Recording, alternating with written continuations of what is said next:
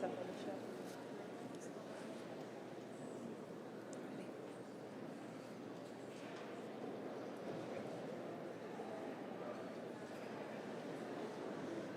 Why are they taking the pictures online? Yeah. Please welcome the Librarian of Congress, Dr. Carla Hayden. Good evening. Good evening. And welcome to the Library of Congress. It is our pleasure to have everyone here for a very special night as we open the library's newest exhibition, Rosa Parks in Her Own Words. It is my honor to welcome members of Congress, including members of the Congressional Black Caucus, members of the Rosa Parks family who have come to Washington for this special celebration. Can we give them a hand?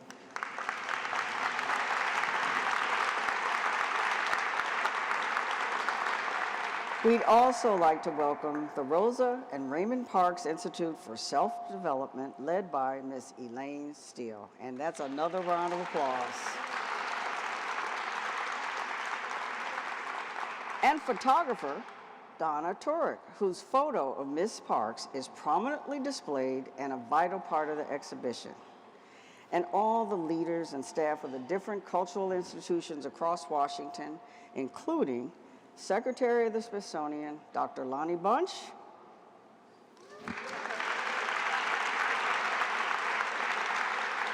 and the Archivist of the United States, Mr. David Ferriol. And our library guests and staff and our viewers on live. This is being live streamed right now. And I have to tell you, we are radiating with joy and pride tonight because it is our pleasure to open this beautiful and compelling new exhibition about one of our country's most beloved civil rights icons, Rosa Parks. The collection resonates strongly with me. After I was sworn in as the 14th Librarian of Congress in 2016, the very first collection I was able to see was the Rosa Parks papers. And library manuscript specialist, Adrian Cannon, who is a descendant of Carter G. Woodson, father of Black history, showed me the collection. And she carefully presented to me the different photographs and letters and private notes handwritten by Mrs. Rosa Parks. And Adrian is here tonight and is the proud curator of the exhibition.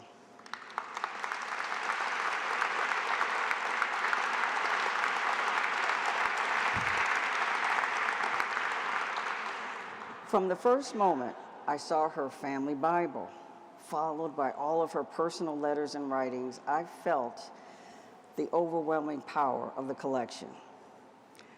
An example, in one letter she wrote after the arrest, I had been pushed around all my life and felt at this moment that I couldn't take it anymore. I knew then, when I read those words, that we had to share these papers with the public for a much broader view. And in this wonderful exhibit, through her own words, the Rosa Parks, you will discover, was not always writing for publication or posterity. She was writing in the moment and for herself. This is not the Rosa Parks we all met in textbooks or in public service announcement, but it is the very complex, the very human, and the very real Rosa Parks. Her powerful story and her long fight for justice have always resonated with me. And as the first woman and the first African American to serve as the Librarian of Congress, I take special pleasure in having the Rosa Parks collection housed here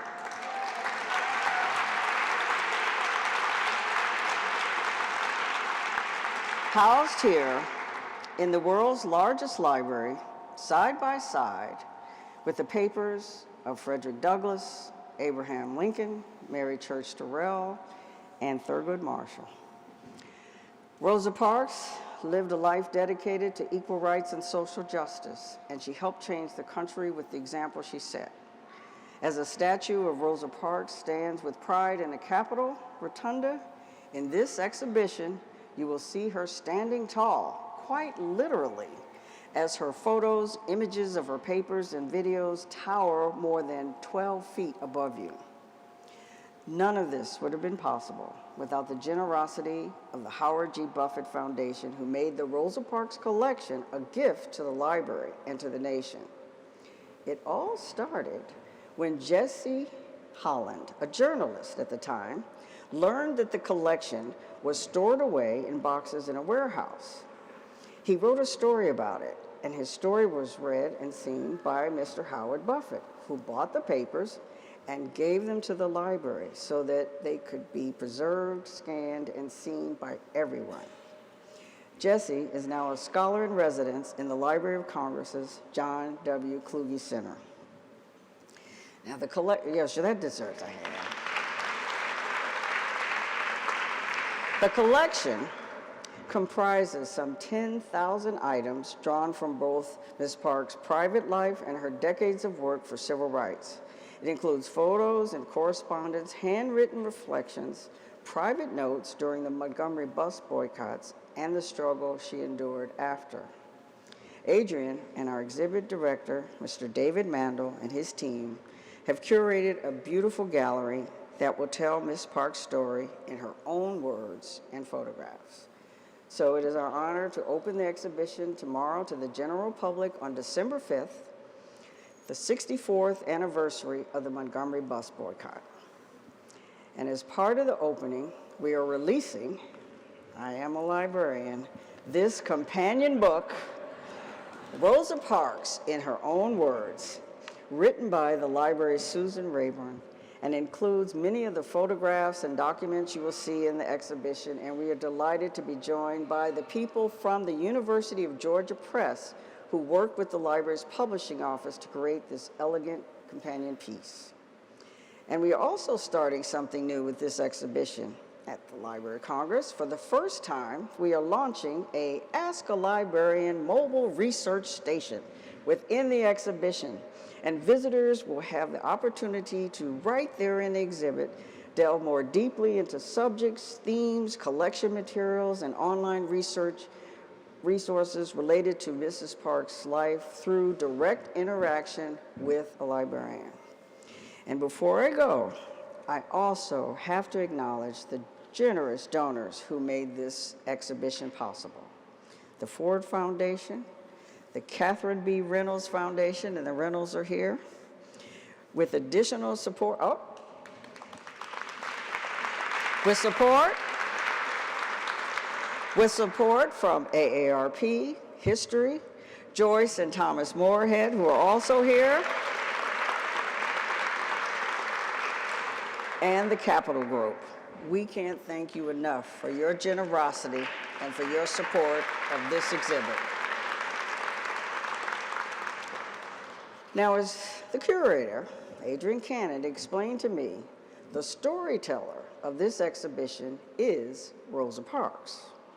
It's her words and her voice that will be echoing through the gallery as you walk around the display. It is the full story of Rosa Parks, the seasoned, lifelong activist and the woman behind the civil rights icon.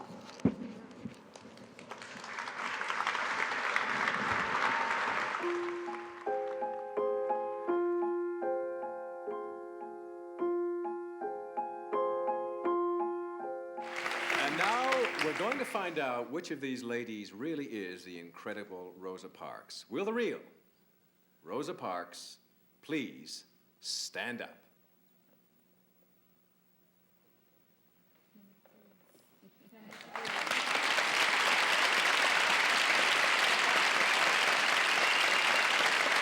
Rosa Parks is often taught as a sort of meek seamstress who one day sort of accidentally stumbles into history and refuses to give up her seat on the bus, launching the modern civil rights movement.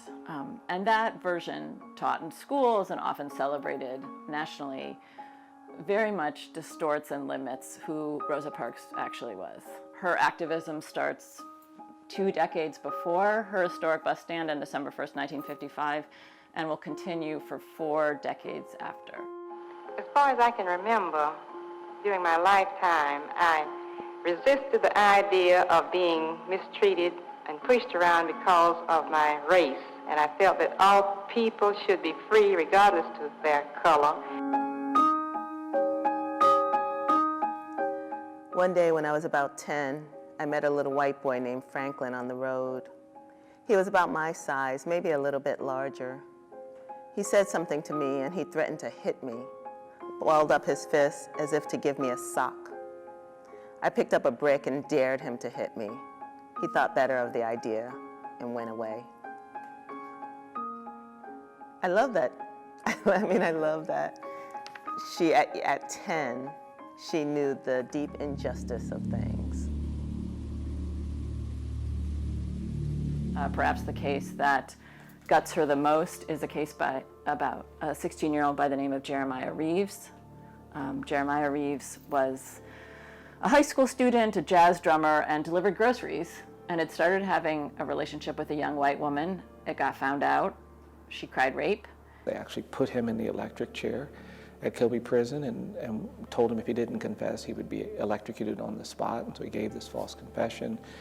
And so she began writing letters and trying to organize around blocking that execution, got Dr. King involved, and it didn't succeed. And he was executed, and she would tell me how devastating that was and how it broke her heart. This is a Rosa Parks letter from 1956. I cried bitterly that I would be lynched rather than be run over by them. They could get the rope ready for me at any time they wanted to do their lynching. While my neck was spared of the lynch rope and my body was never riddled by bullets or dragged by an auto, I felt that I was lynched many times in mind and spirit.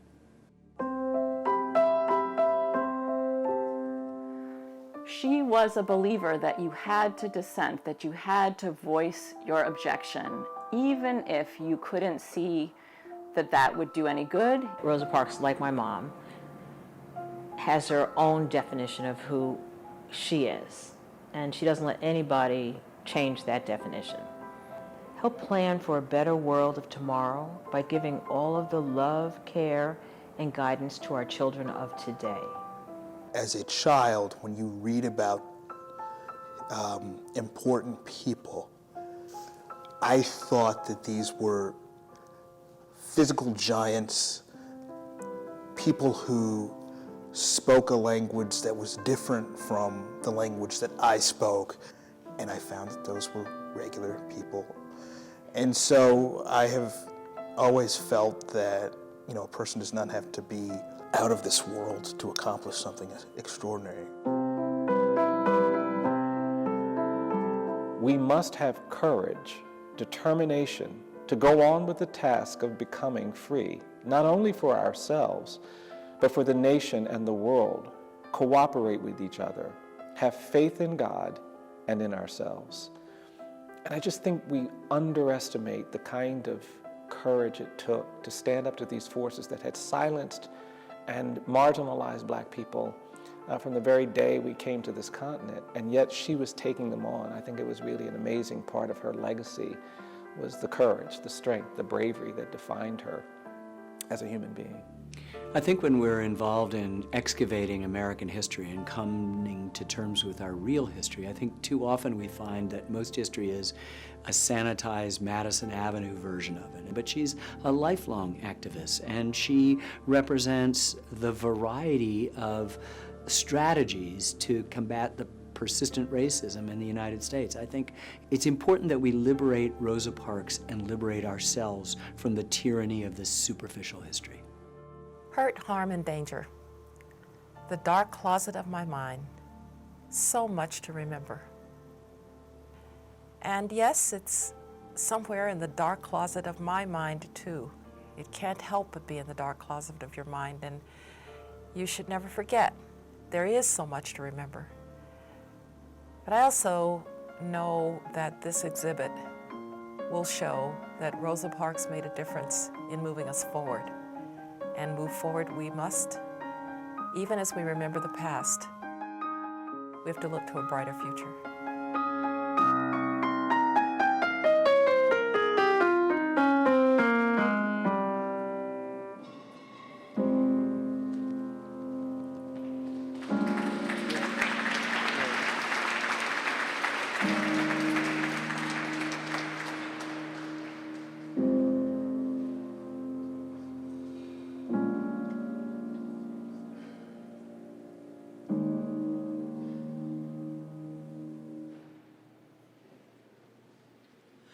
Please welcome the Honorable John Lewis, representative from Georgia.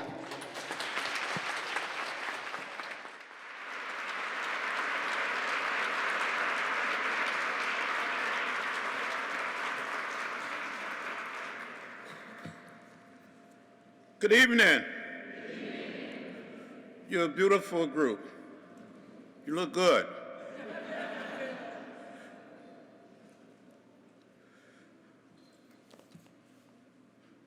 Let me say to the Librarian of Congress, thank you. I don't want to cry tonight, but I may shed some tears.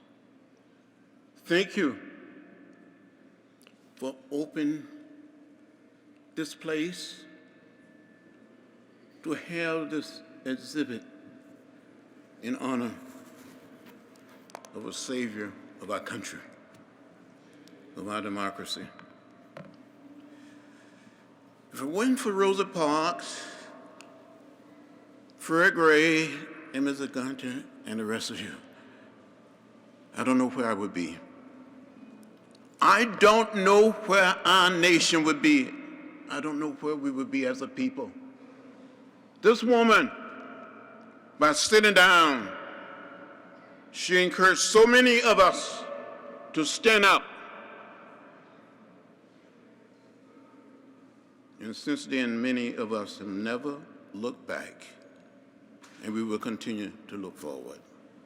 Fred Gray would tell you, my friend, my attorney, Fred, you were an attorney for many of us. You probably had unbelievable number of clients. People just came and said, we need your help. I grew up in rural Alabama. About 50 miles from Montgomery, we run it off by saying 48 to 50 miles from Montgomery.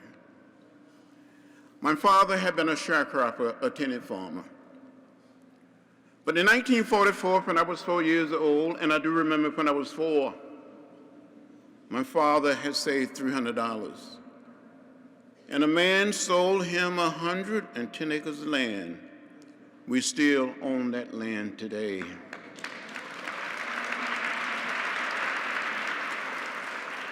Growing up, outside of Troy, people lived in fear. We saw the sign saying white only, colored only. White boys, colored boys.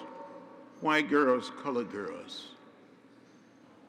Growing up, I was told by my mother, my father, my grandparents, and my great-grandparents, don't get in trouble. But Rosa Parks inspired us to get in trouble. And I've been getting in trouble ever since.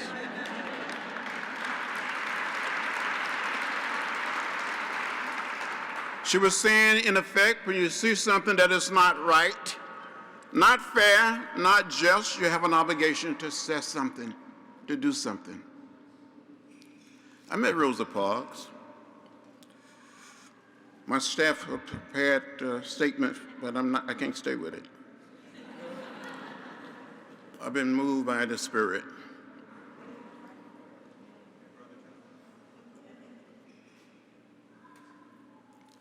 Had been for Rosa Parks, growing up there, I don't know what would have happened to so many people. She inspired us to find a way to get in what I call good trouble, necessary trouble.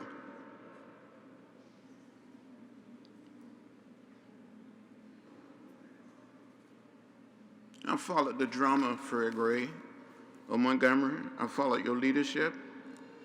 Follow the words of Martin Luther King Jr., the action of Rosa Parks. We were too poor to have a subscription to the local newspaper, but my grandfather had one.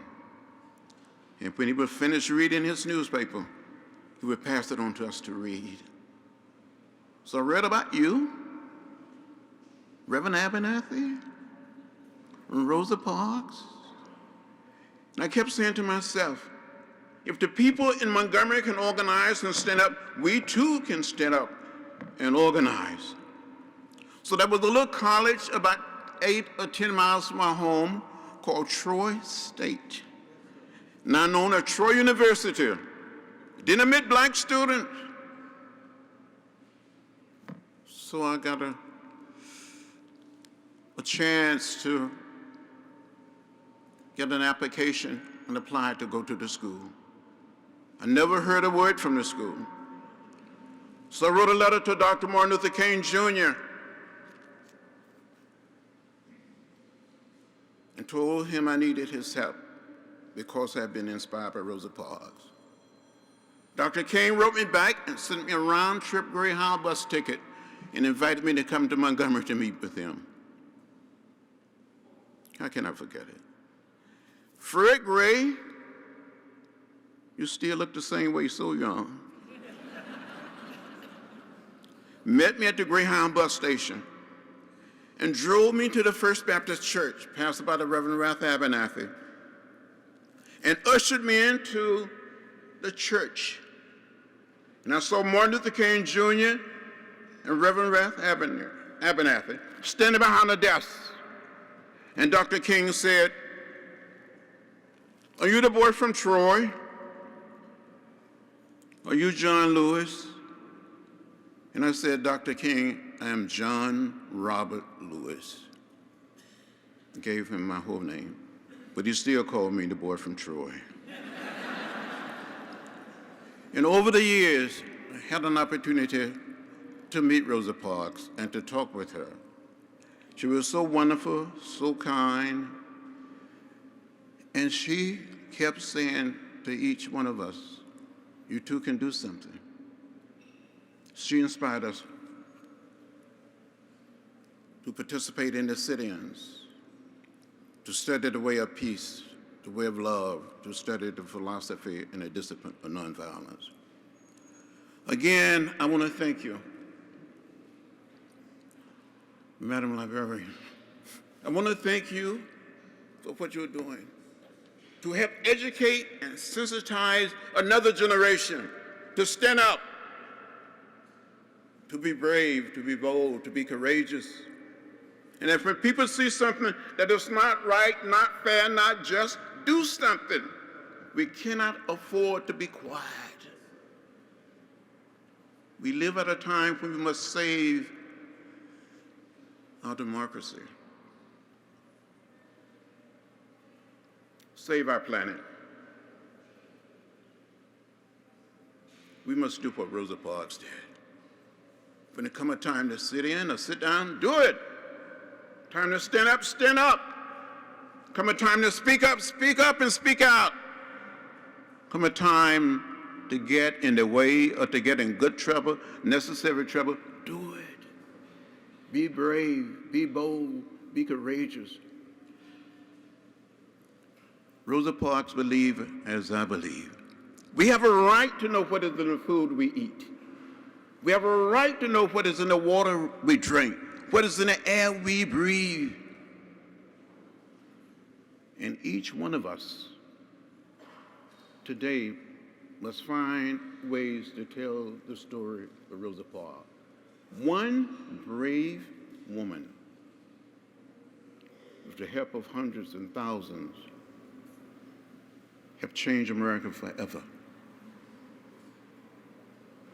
To use the way of peace, the way of love, to follow the teaching of Gandhi and Martin Luther King Jr., to make our country better and to help save our little planet.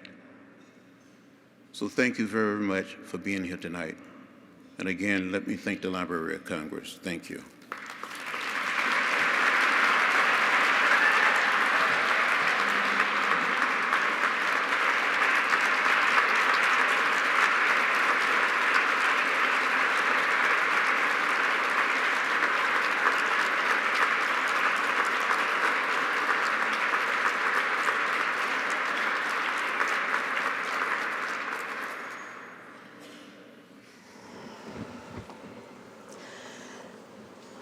Thank you, Congressman Lewis. You are a living icon, and we owe so much to you. Thank you for being here, and thank you, thank you, thank you.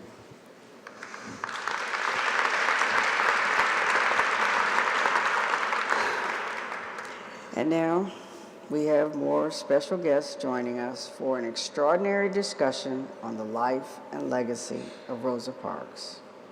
We are joined by attorney Fred Gray, who made history by representing Mrs. Parks after her arrest in Montgomery, and Jane Gunter, who offered her seat to Ms. Parks on the day of the bus on December 1st, 1955. And they will be joined by CBS News correspondent and the anchor of the Saturday edition of CBS This Morning, Ms. Michelle Miller, who will be moderating a discussion. Please welcome attorney Fred Gray, Ms. Jane Gunter, and Michelle Miller.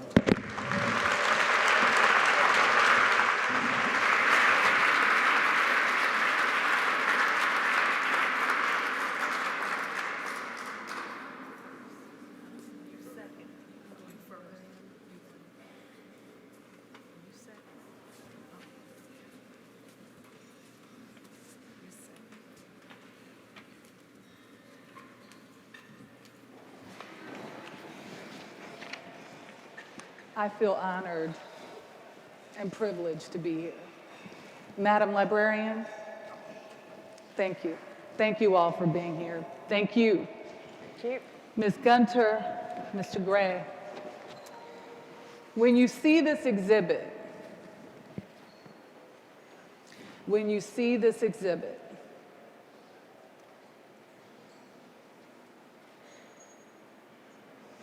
it shatters the notion of Rosa Parks as an accidental activist. Finally, that myth of an accidental activist will go by the way.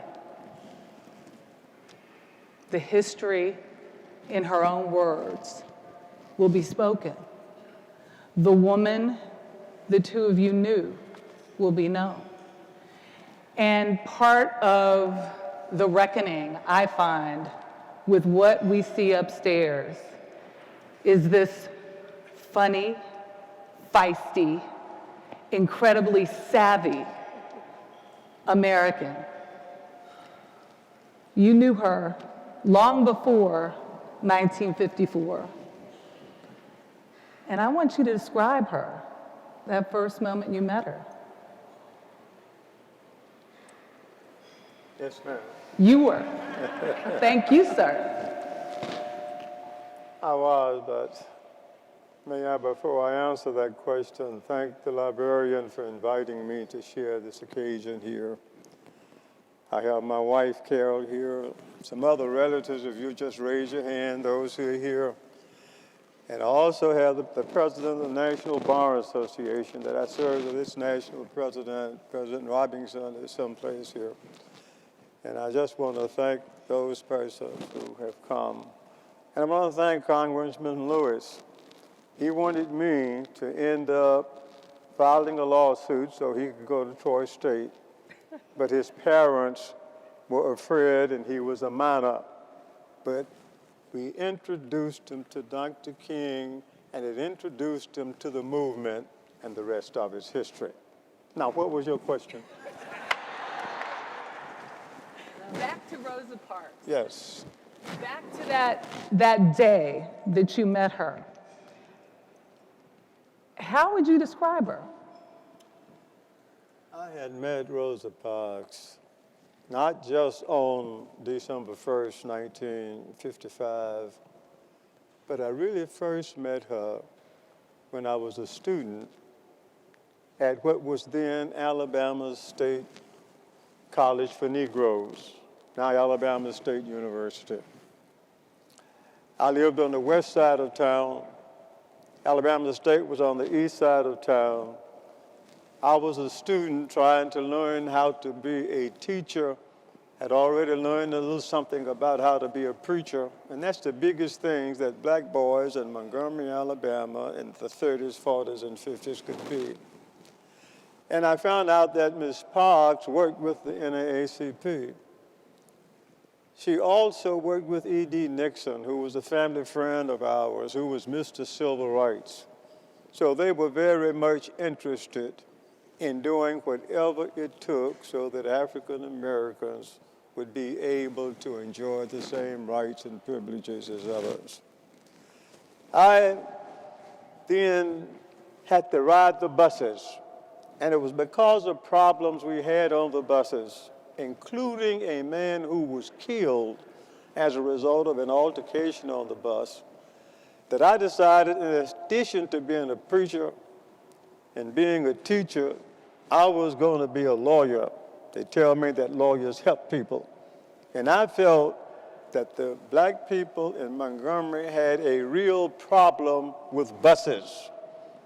And so I made a personal commitment when I was a upper teenager.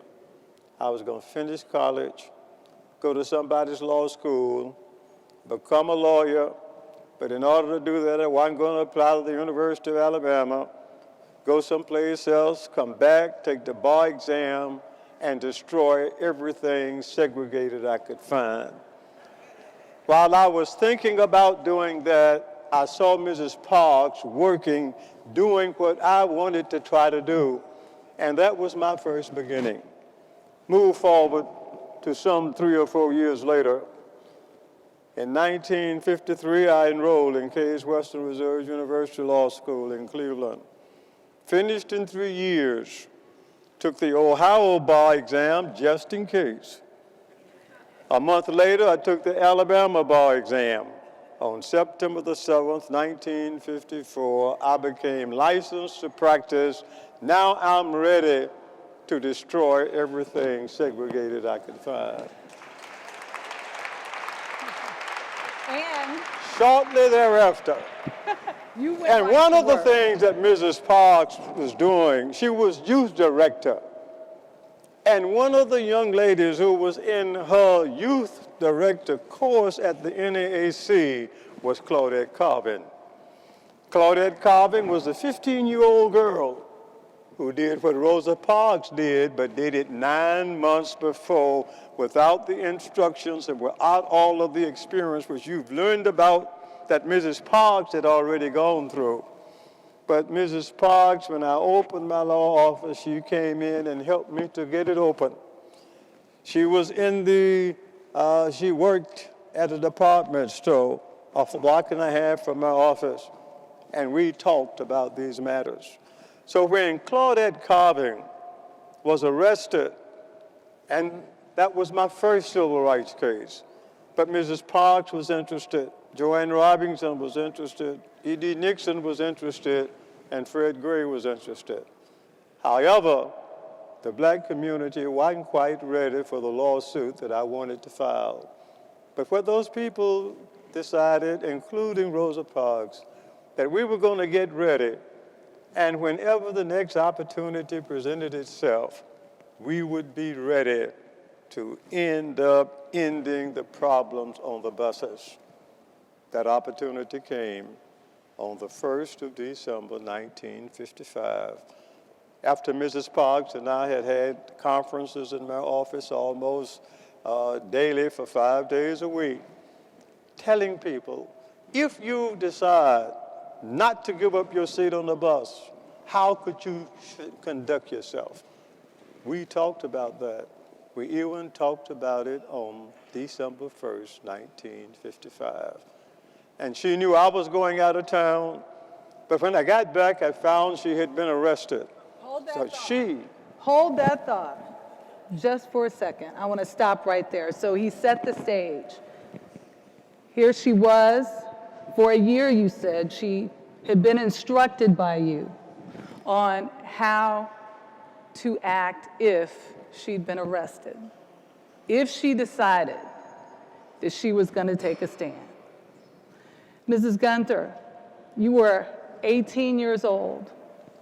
You didn't even live in Montgomery, Alabama. Yes, I did.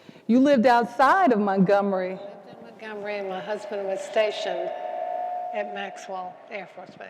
So you did not live on the base with him? No, we lived on the base. You lived on the base with him. How did you come to be on that bus? Well, after we moved to Montgomery, I went to the doctor at the base and found out I was going to have a baby. And the doctor required that I do a lot of walking. Every day I would walk to the city and walk back. I had a coin with me in case I needed to ride the bus, but I actually did a lot of walking. And that day, I guess I was tired. I have no idea. Maybe I was just ready to go home. But I got on the bus and sat on the long seat behind the driver. And all of a sudden, the driver stood up, turned around, and just bellowed something out to somebody down the aisle. And I realized it was an older woman. Well, she was in her 40s, so that was older. So when he did that, let me have that seat, I just stood up and said, oh, she can have my seat. And when I did that, fair-skinned, tall man pushed his knees into mine and said, don't you dare move. Don't you dare. Don't you dare move. And Mr. Gray knows that in the 50s, women did what men said. Totally different from today, but men were in charge of the world. So anyway, that's what happened, and all of a sudden, I sat back down and got off the bus when the driver said, everyone got off the bus. And did you see her arrest? No, I did not. So here you were. Great with child. Yes. She's sitting right here. Her daughter Jan is in the audience. Exactly 64 years. Oops, I'm sorry. But I think back because no one came forward to tell the story until you. No other person has admitted being there. Why did it take so long for your story to come out?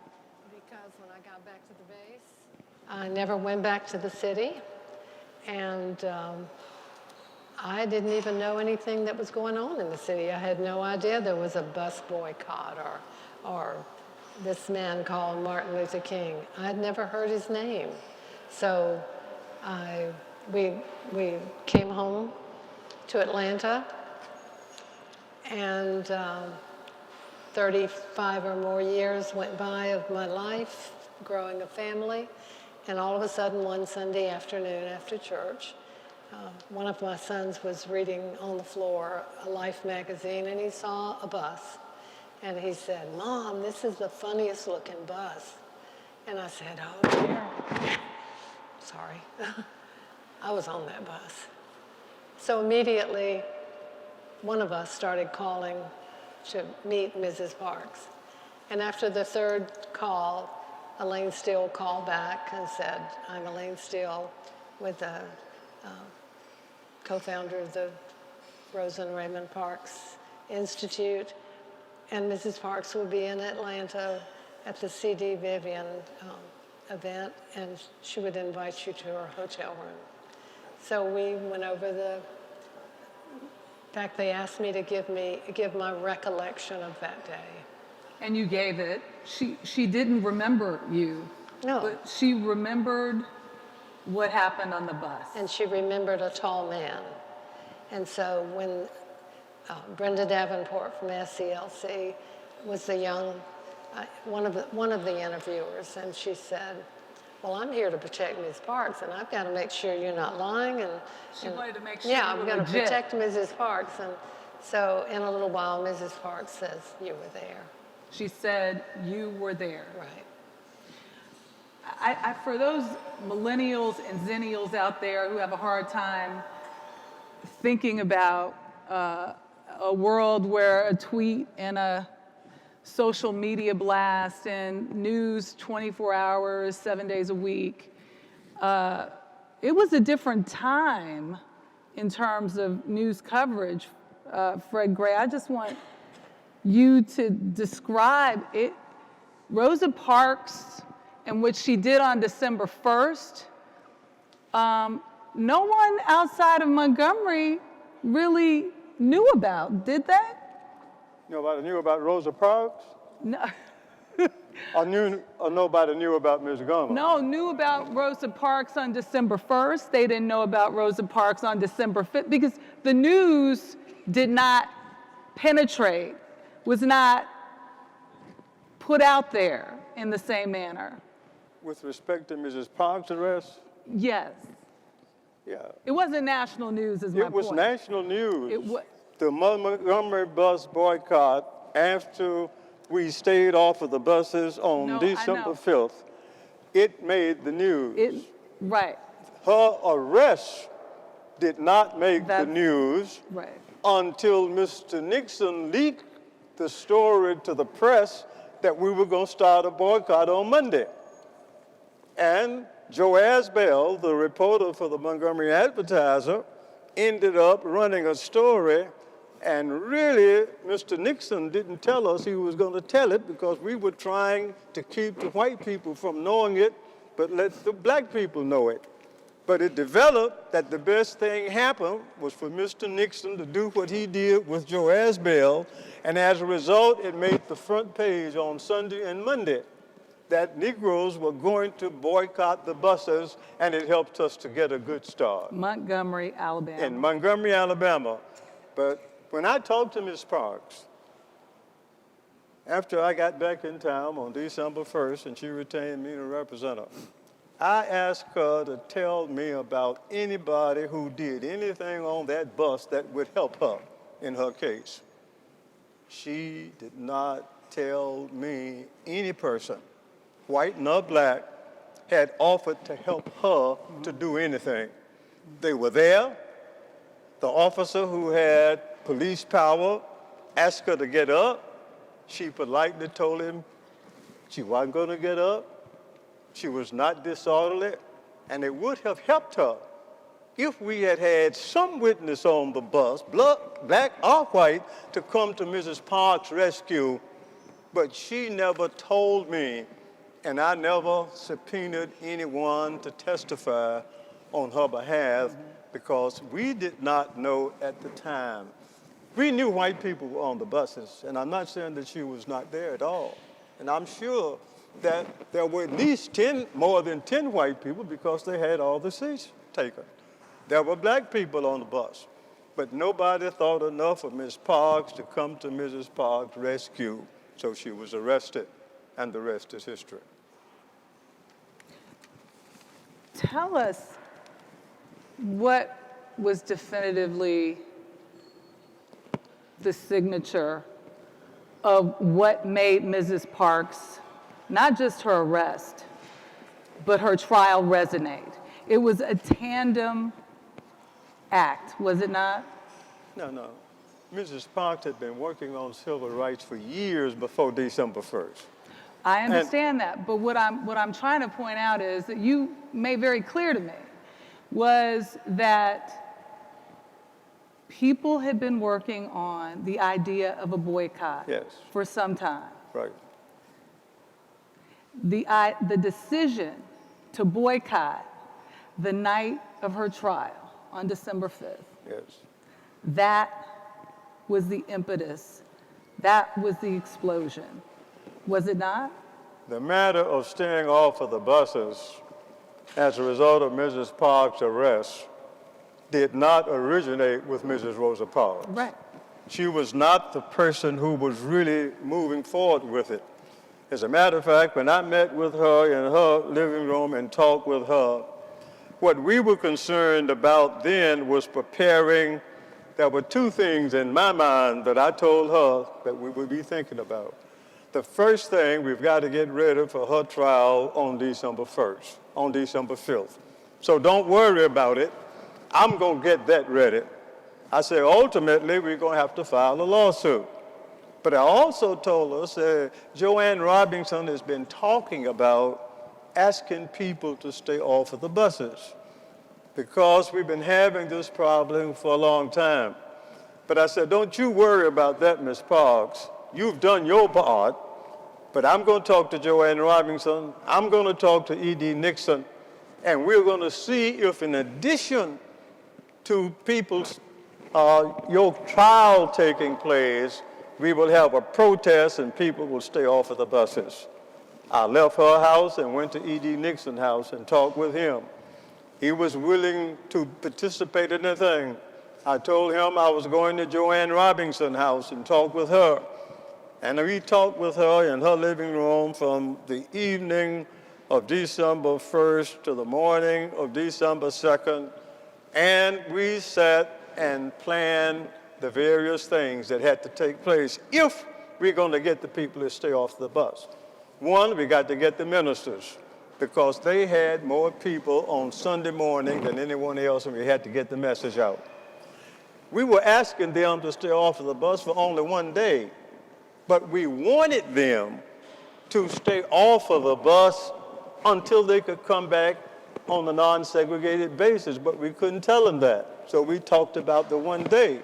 But we had to be prepared that if we were successful, what are we going to do next? Then we said, well, we need somebody to serve as a spokesman. It was Joanne Robinson who suggested my pastor should serve as spokesman. And who was that pastor?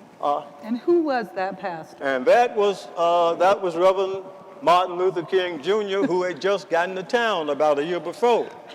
Normally, E.D. Nixon, Mr. Civil Rights, or Rufus Lewis, who was another political and businessman in the city, would have been the person to serve in that capacity. But what we were afraid of, Joanne and I, if we use either Nixon or Lewis, we may lose some of the other one's supporters. So let's get somebody else. She said, I tell you who. I said, who? She said, my pastor, Martin Luther King Jr. I said, well, I met Dr. King. I don't know him like you do, but that's fine. But I said, let me give you two good positions for these other two men. Let's make E.D. Nixon the treasurer, because he knows A. Philip Randolph, who is the founder of a Pullman Car Porters Union, and Mr. Nixon was a Pullman Car Porter. The other man was Rufus Lewis, who was a former coach at Alabama State. He was in the political aspect. He wanted to get people registered to vote. He had a club named the Citizens Club. And in order for you to get in that club, you had to be a registered voter. I said, let's make Nixon the treasurer, make Rufus Lewis the chairman of the Transportation Committee, because if it lasts beyond Monday, we're going to need somebody. Well, and I said, Rufus Lewis' wife, Jewel, is co-owner of the largest funeral home in town, Ross Clayton Funeral Home. Guess what? They have automobiles. We need automobiles to take people to and from work, make him chairman of the Transportation Committee, and we'll have the transportation solved. And Joanne said, what I'm going to do when we get through here, Fred, I'm going to go over to Alabama State and get some students and draw up a leaflet. And in this leaflet, I'm going to say another black woman has been arrested. Her trial is going to be on Monday. Let's stay off of the buses as a protest. That's what happened, and the rest is history. And those things that we planned, and neither one of us, it couldn't be afforded that Fred Way was out here doing all that. I would have gotten disbarred before I got barred. And they tried to, Joanne Robinson couldn't afford to do it because she taught at Alabama State, and they would summarily fire her, and she got fired later on. The plan, there was a lot of plans that went into making the bus boycott what it was. But what inspired Mrs. Parks, and what inspired Joanne Robinson, and what inspired Dr. Martin Luther King was a 15-year-old girl, Claudette Carvin, who did what Mrs. Parks did 9 months before. And we all said, if Claudette could do that, then all of us can do whatever it takes. And we stayed off of the buses for 282 days. Now you know the rest of the story. In fact, Rosa Parks was convicted. Rosa Parks was convicted. And go ahead. Claudette Colvin's case was the case that won against segregation. All right. Claudette Colvin's was let me take them in chronological order. Yes, sir. We'll take Rosa Parks' case. Set it straight. She was the one arrested on December 1st. So my first responsibility was to see that she was adequately represented on December 5th. I knew that they were going to convict her. There was no way in the world that Judge Scott could end up finding her not guilty. I knew that. So I wasn't going to waste a lot of time with the trial. I was going to let them put their case on, cross-examine their witness, raise my constitutional questions, don't put on any evidence because none of them could say that she had acted disorderly, and see what happened. And what did they do? They convicted her. So on her case, we appealed it to the circuit court, then it had to go all the way up through the Alabama courts and then ultimately to the U.S. Supreme Court. So that was one case. But if we had gotten her found not guilty, all that would have happened is she would have been not guilty, and the city ordinances and state statutes requiring segregation would have still been on the books. So we had to have another lawsuit. And that suit was a case of Browder versus Gale. Now I get an opportunity to let our people know at this point in time, and then this was a couple of days after Dr. King's house had been bombed, we need to go ahead and file this case. And the question is, I knew in my own mind I was not going to use Rosa Parks as a plaintiff in that case. And I wasn't going to do it because if I had done that, her case was up on appeal. And what the city would have said is that this is a collateral attack on her appeal case. So let's let her case go through the state court system. Let's get some other good plaintiffs. And I could think of no better plaintiff than Claudette Colvin, this young girl, but she was a minor, so her parents had to be involved. And the results was that we ended up selecting 4 other persons. And that was the case of Browder versus Gale that ultimately desegregated the buses. But if Mrs. Parks, if Claudette had not done what she did on March 2nd, 1955, it is quite possible that Mrs. Parks may not have done what she did on December 1st. If she had not been arrested, there would have been no trial, there would have been no meeting at Oak Street Baptist Church. Dr. Martin Luther King Jr. would not have been introduced to the nation at that time, and the whole history of the civil rights movement would have been different but for the 15-year-old girl, Claudette Colvin. While we honor Mrs. Parks here tonight, and if Mrs. Parks was here, I am sure she would be glad to say that part of her inspiration, along with what she had been doing for years before, was to be able to inspire young girls like Claudette to do what she did. So we also honor Claudette Colvin and the plaintiffs in that case, as they did in Montgomery on this past Sunday, when they also unveiled a statue of Rosa Parks, and they honored the persons in Browder versus Gale. It almost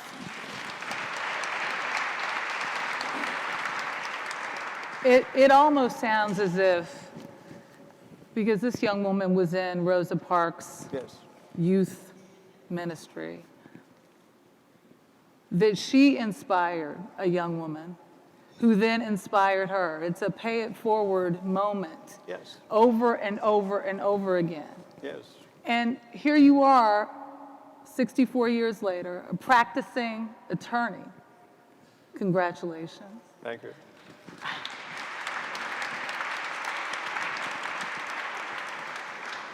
I just want to know how your legacy, Rosa Parks' legacy, impacts what is happening in today's struggle. As Rosa Parks has always said, the struggle continues. And so I wonder how this continuum of your legacy informs that. Well, I don't know about my legacy, and these historians will have to decide that. But I know this. I know that at least 2 generations of people have been born who know nothing at all about hardcore segregation. They don't know about the problems that we had. And I think if I will have a legacy, and I think if Mrs. Parks was here tonight, that she'd be happy for all of this that we're doing. But I think she would also want us to say thank you and all of that, but to look at where we are now and see the progress we have made. But even more importantly, is to see what needs to be done to solve the problem so that all of the people in this country will enjoy all of the rights and privileges that the majority enjoys. And that has not ended yet. So the struggle continues. I believe she would think, and I believe, that there are 2 major problems that are still facing us that we need to be serious about. One, this country still has some serious racial problems. Racism has not been eliminated in this country. This country has never really faced up to taking affirmative actions toward destroying racism. We have chipped at it a little bit, but we've never really worked on it. So that's one problem that needs to be, and if I have a legacy, or if Mrs. Parks has a legacy, I think she would want us to complete the task of doing away with racism so that everybody, regardless of their race, color, creed, sexual orientation, will be able to enjoy the same rights and privileges. And I think there is a second point, and that is, in this country, there is too much inequality between the majority. When I think about majority, I think about white people, and the minority, and I think about African Americans and others. The disparity between those 2 are so great. And if you will, and this is nothing new, the United Negro College, not the United Negro College Fund, but the National Urban League has a report they make every year to the president. And what I'm telling you about this part of it, you can find in their annual reports. it's the state of Black America. Yeah, the 5 areas that you measure economics by, African Americans at the bottom are at the lower part, and whites are at the top. If you take, for example, in unemployment, we are less than, twice less than where white people are. If you take poverty, we are 3 times in worse shape than whites are.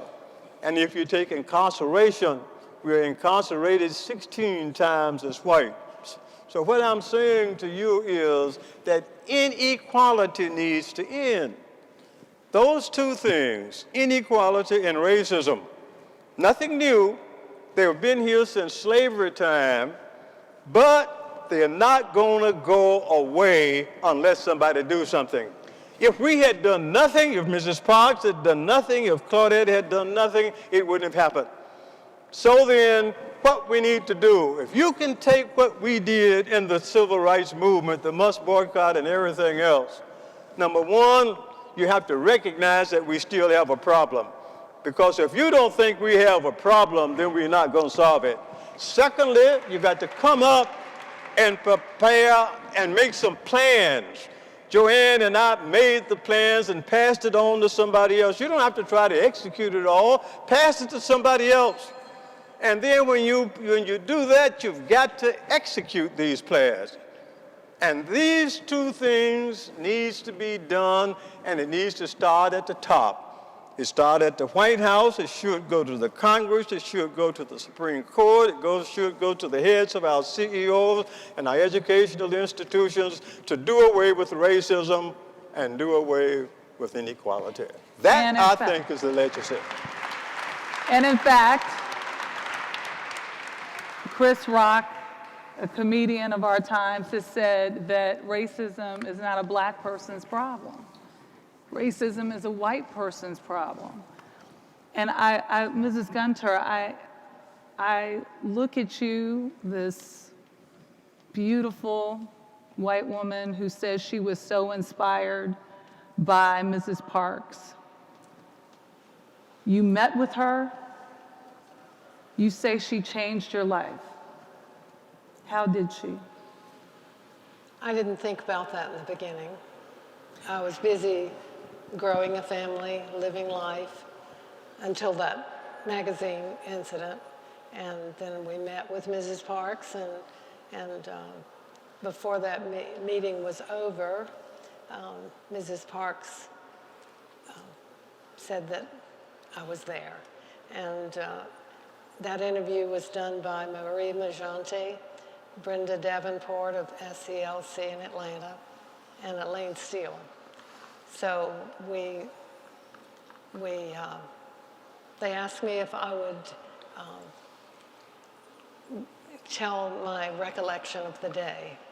And when I told my recollection of what happened that day, and then Brenda tried to protect Mrs. Parks, then Mrs. Parks said, no, she was there. You're a missionary, you're a pastor. You work within the movement to this day. Till this day. I go to schools and talk to children about Mrs. Parks and the bus boycott.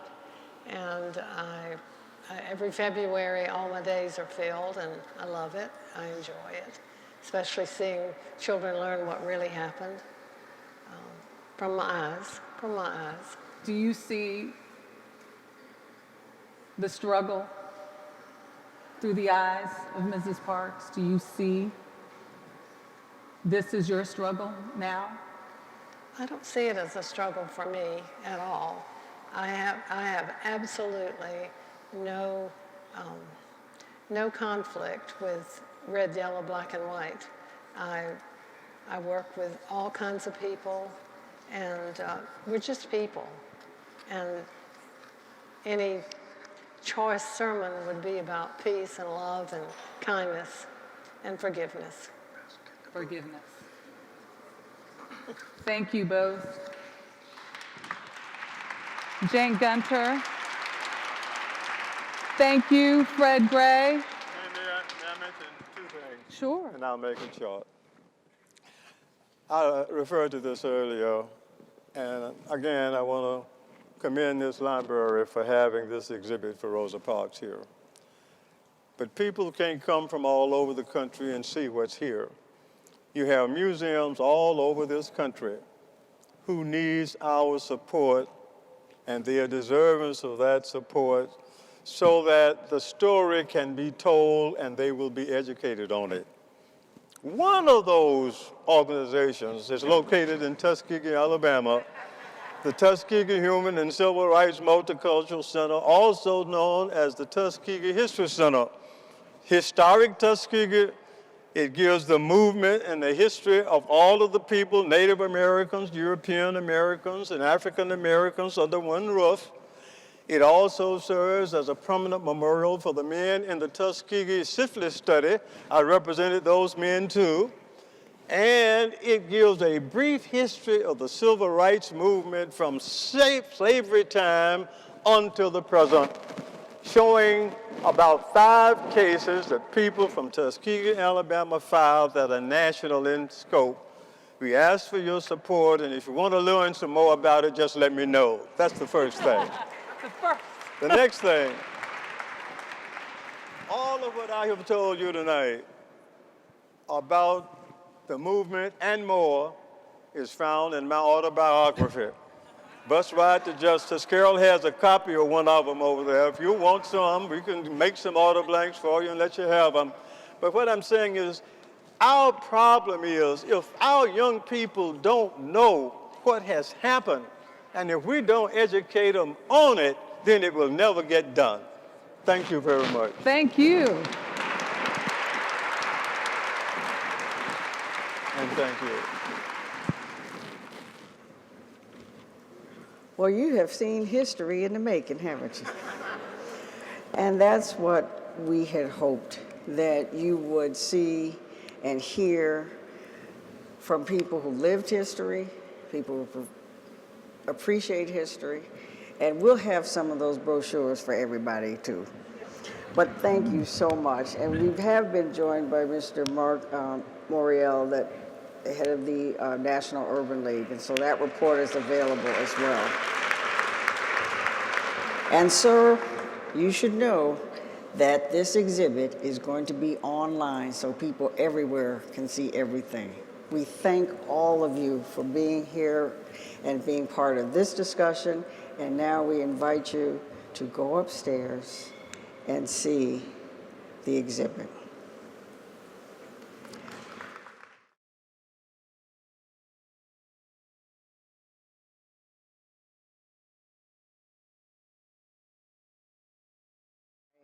Young people from the Children of the Gospel Choir who will sing us out as we go up to celebrate. Please join us upstairs.